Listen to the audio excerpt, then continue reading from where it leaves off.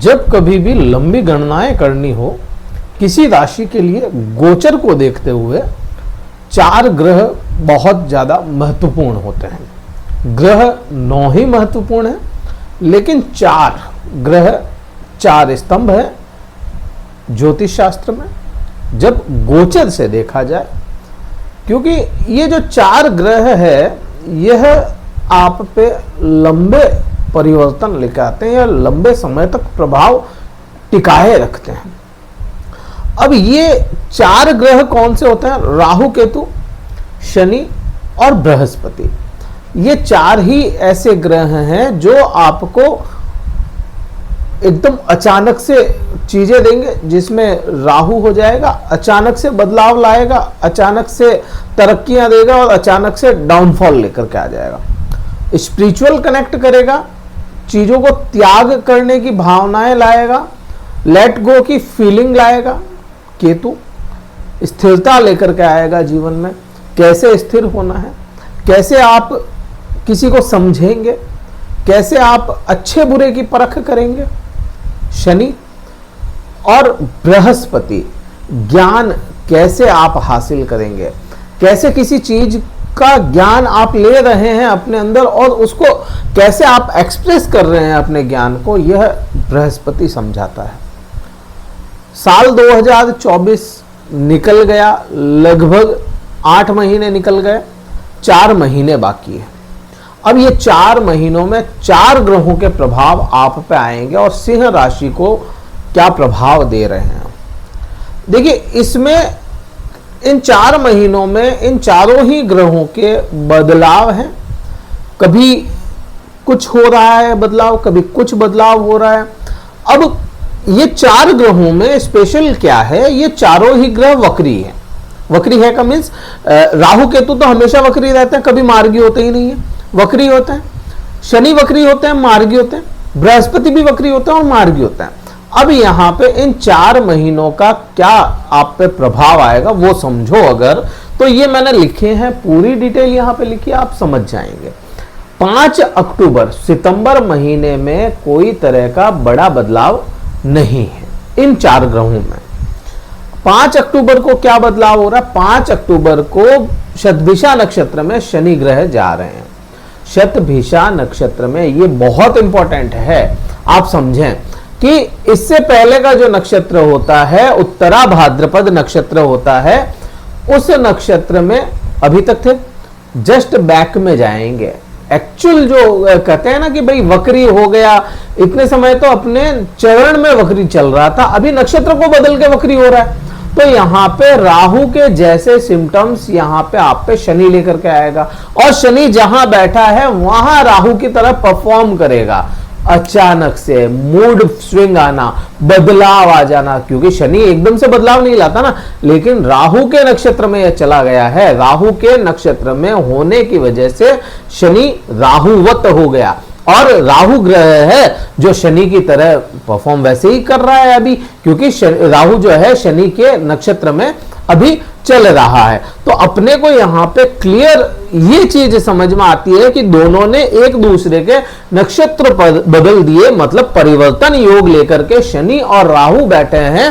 तो यहां आपको शनि राहु की तरह परफॉर्म करते हुए नजर आएंगे और यहां पे आप पे क्या प्रभाव लाएंगे? यहां पे लाएंगे सबसे पहला पति पत्नी, क्योंकि 7वें भाव की जब भी छवि बनती है पहले पति पत्नी को देखा जाता है। तो पति पत्नी का जो व्यवहार है या पति पत्नी की जो आपसी समझ है, अंडरस्टैंडिंग है, उसकी अगर बात करोगे ना, तो यहाँ पे राहु की तरह परफॉर्म करना शुरू करेगा शनि। जहां पे आपको एक थॉट आ गई थी कि हाँ जैसा चल रहा है वैसा ही चलने देते हैं, या जैसा अपने साथ में एक स्थिरता लेकर के आया था, ये राहु की तरह शनि होना एकदम से स्थिरता को अनस्टेबल करने की कोशिश करेगा। अब ये अनस्टेबल कैसा होगा? ये अनस्टेबल होगा जैसा आपके चार्ट में राहु होगा, जैसा आपका चार्ट में शनि होगा। उच्च के तो उच्च के अच्छे प्रभाव और नीच के तो बुरे प्रभाव, जैसे कि भाई बहुत बुरे प्रभाव आते हैं, नीच का ग्रह होता है तो बुरे प्रभाव, या कहें कि अपने अच्छे प्रभावों को खो देना, तो वो चीज समझ में अपने को आती है। सप्तम भाव में पति पत्नी में मिसअंडरस्टैंडिंग यहां पे देखने को मिल सकती है, जब तक यह शनि शतभिषा नक्षत्र में रहने वाले हैं। शतभिषा नक्षत्र का मतलब ही राहु है और यह 26 दिसंबर तक यहीं पे रहने हैं। 26 दिसंबर के बाद आपके शनि पूर्ण रूप से अच्छे प्रभाव देने शुरू करेंगे। अदरवाइज ये जो टाइम रहेगा इसमें मिसअंडरस्टैंडिंग आपको देखने को मिल सकती है। अब यहाँ पे व्यापार की बात करो, क्योंकि देखो क्या होता है कि व्यापार की बात करते हैं जब भी तो अपन 10वें भाव को देखते हैं, लेकिन 10वें भाव का जो 10वां भाव बनता है वह सप्तम भाव बनता है, मतलब 10वें भाव का आईना है और यहां से व्यापार देखा जाता है। यहां से आपके करियर की ग्रोथ हो गई। 10वें भाव से हमेशा करियर की ग्रोथ देखी जाती है, आपके कर्म कैसे रहेंगे वो देखा जाता है, लेकिन व्यापार यहीं से देखा जाएगा। अब क्योंकि राहु है यहां पे, अब आपको बात वही आ जाती है चार्ट की, लेकिन फिर भी मैं कहूंगा क्योंकि राहु की तरह परफॉर्म करेंगे, राहु की तरह शनि सोच रहे हैं, तो व्यापार में राहु षड्यंत्रकारी ग्रह होता है, तो यह व्यापार में षड्यंत्र चलते हैं, तो यहाँ पे व्यापार में वृद्धियां देने का काम यह कहीं ना कहीं शनि आपके कर ही देंगे। तो यहाँ पे व्यापार को लेकर के कोई समस्या नहीं है, लेकिन पति पत्नी के आपसी समझ को लेकर के आपको थोड़ा सा ब्रॉड माइंड होना पड़ेगा या समझना पड़ेगा कि क्या कहना चाहते हैं सामने वाले। एकदम से अपने फैसलों पर ना पहुंचे, सोचे समझे और उसके बाद में, क्योंकि मिसअंडरस्टैंडिंग आने के योग जरूर बन जाते हैं यहाँ पे। तो ये शनि की बात हो गई। अब क्योंकि शनि है जो आपके भाग्य भाव को भी देख रहा है, भाग्य भाव यहां आप देखेंगे शनि मेष राशि में नीच के होते हैं, तो भाग्य भाव पे शनि का देखना और राहु का बल लेकर के देखना आपके भाग्य को फ्लक्चुएट भी कराएगा। भाग्य जैसा चल रहा है या भाग्य में परेशानियां हैं तो हो सकता है अप डाल के वापस से जहां पे आप खड़े थे वहीं ले आए।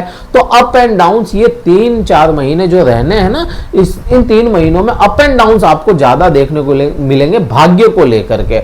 शनि यहाँ पे ये चीज होगा, वाद विवाद पिता के साथ या गुरुओं के साथ में या आपके धर्म को लेकर के आपके मन में किसी प्रकार का संशय आ जाए, धर्म जो आप रिचुअल्स फॉलो करते हैं उसकी बात यहां पे कर रहे हैं। अब इसी शनि की आप देखोगे कि शनि आपको सिंह राशि वाले जातकों को पिछले कई समय से आलसी बना रहा था। ये शब्द थोड़ा सा आपको शायद अच्छा ना लगे, लेकिन फिर भी हाँ, यहाँ पे यह शनि आपको कहीं ना कहीं काम को छोड़ना, डिले करना, ऐसा इस टाइप का बना रहा था। तो यहाँ पे इसकी जो दृष्टि है राहु की तरह हुआ है, तो काम काज में थोड़ा सा आपको सोचने पे मजबूर करेगा, थोड़ा सा क्विक कर देगा कि काम कैसे करना है, अपना खुद का काम कैसे करना है, खुद की सोच बदलने का भी यह वक्र शनि आप पे काम करेगा। अमूमन वक्री शनि बहुत बुरे प्रभाव लाता है, लेकिन यह शतभिषा नक्षत्र में आया और अगर राहु आपका अच्छा है, आपके चार्ट में अच्छी पोजीशन या अच्छी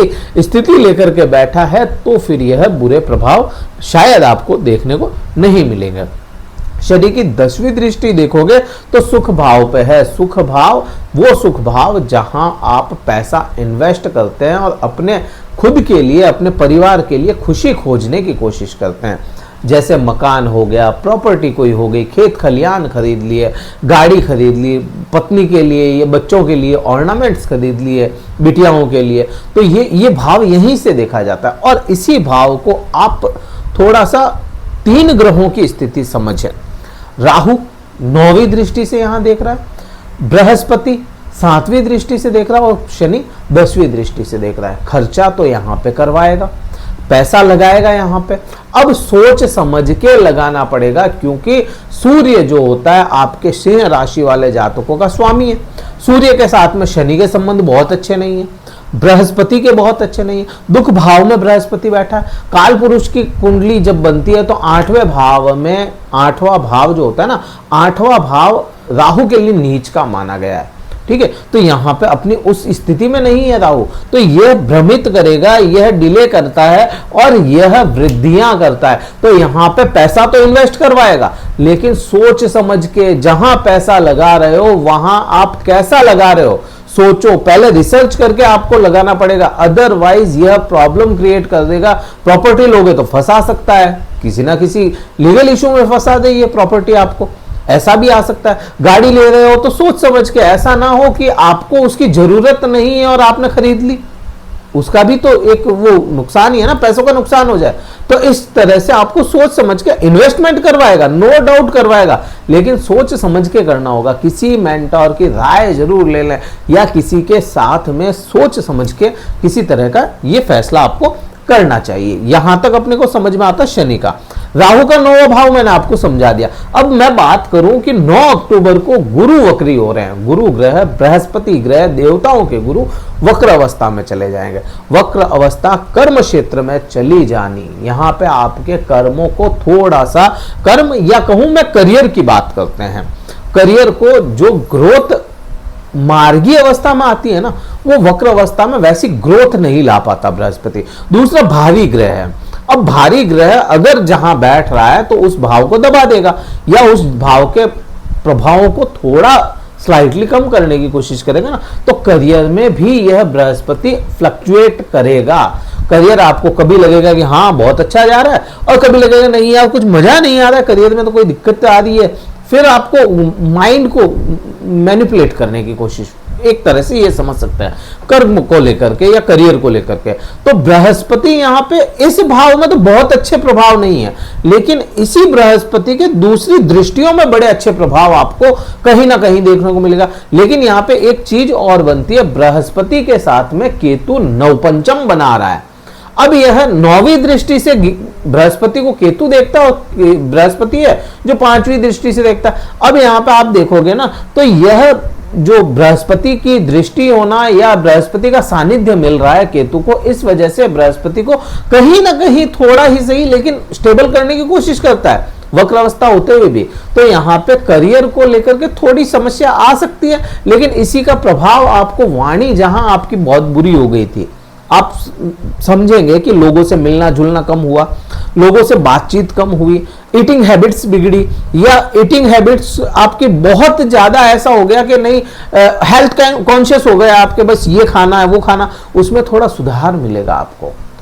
यहां पे थोड़ा सुधार है। बृहस्पति देख रहे हैं, यहाँ पे वृद्धियां देख रही है। यहाँ पे केतु बैठे हैं। केतु अकेले थे जब बहुत बुरा था, स्थितियां बहुत अच्छी नहीं थी। बृहस्पति अब पावर में भी, देखो बृहस्पति के पावर की अगर बात आई ना, तो यहां पे ये चीज समझो, वक्र अवस्था में बृहस्पति एक बार 28 डिग्री पूर्ण बुजुर्ग अवस्था में जाएंगे, वापस से पीछे होते हुए यह एक बार पूरी जवानी में आएंगे। ये वक्र अवस्था है यहाँ पे, बहुत आसान भाषा में, कि बिल्कुल पीछे की तरफ आएंगे।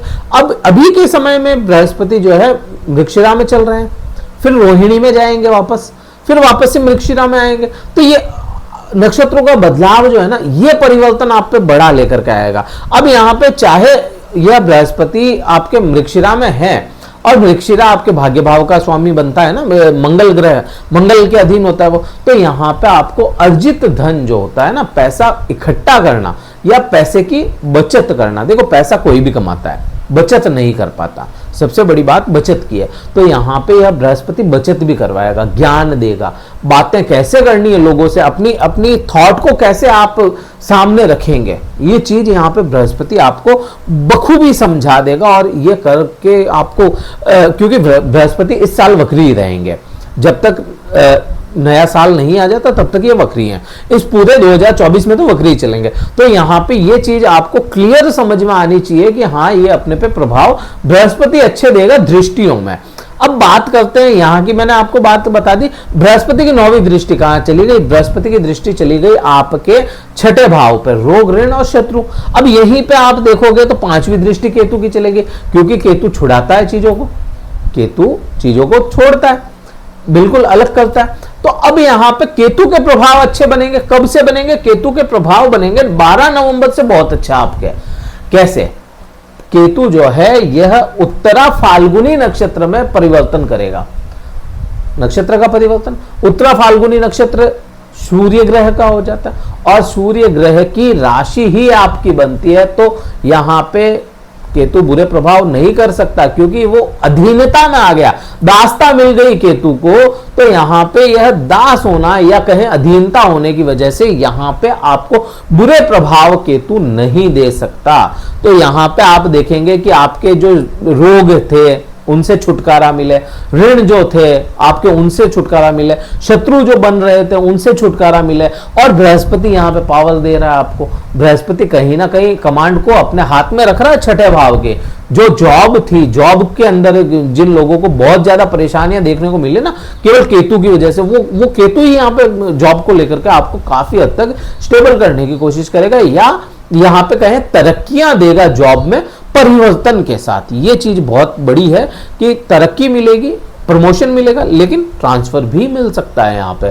तो ये यहाँ पे इसके केतु के भी प्रभाव अपने को समझ में आता है। 15 नवंबर को मार्गी हो जाएंगे शनि ग्रह।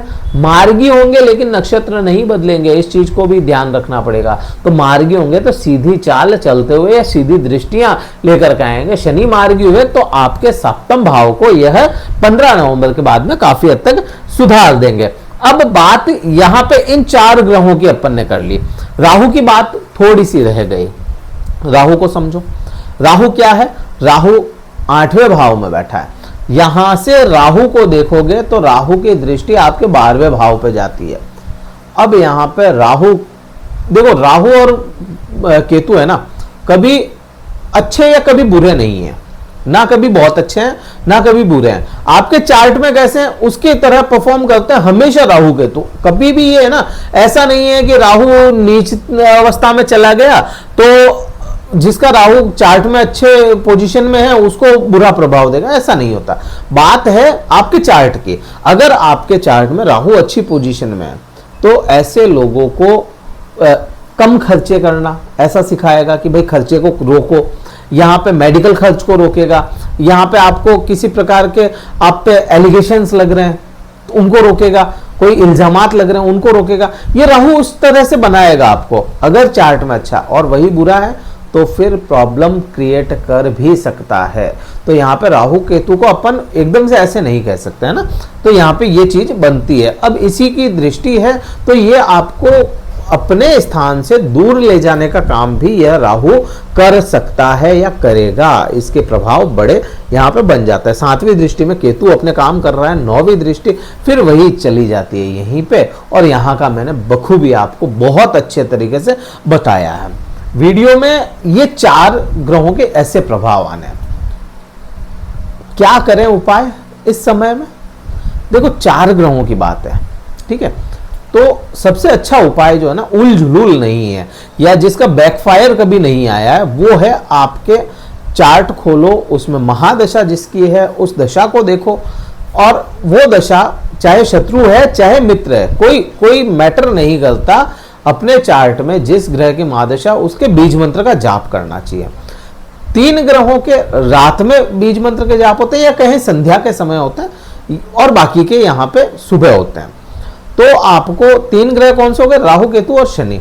इनके रात के समय या संध्या के समय बीज मंत्र का जाप करना अगर वो महादशा चल रही है, और दूसरे किसी ग्रह की चल रही है तो प्रातः समय आपको इनके जाप करने चाहिए। यही एक बहुत अच्छा उपाय है जिसका बैकफायर नहीं है। बाकी उल जुलूल तो खूब सारे आपको उपाय मिल जाएंगे, लेकिन ये अच्छा है, इसका गलत नहीं है। तो ये चीज हो गई। वीडियो कहीं अच्छा लगाओ, कहीं भी लगाओ कि हाँ भाई ठीक है, कुछ बुरा नहीं बताया गया या कुछ कहें कि भ्रमित नहीं है, तो लाइक कीजिएगा, शेयर कीजिएगा और सब्सक्राइब जरूर कीजिएगा। कमेंट में हर हर महादेव जरूर लिखें। महादेव का नाम लेना ही अपने आप में अपने अच्छे समय की शुरुआत हो जाती है। और कुंडली विश्लेषण करवाना चाहते हैं तो डिस्क्रिप्शन में कार्यालय के नंबर दिए गए हैं, व्हाट्सएप मैसेज करें, अपना स्लॉट बुक करवाएं। जो भी शुल्क है वो पता करके अपना स्लॉट बुक करवाएं, फिर मैं आपसे बात कर पाऊंगा, क्योंकि कुंडली विश्लेषण से सारी बातें क्लियर हो जाती है। इस वीडियो में तो इतना ही था। जय हिंद, वंदे मातरम, भारत माता की जय।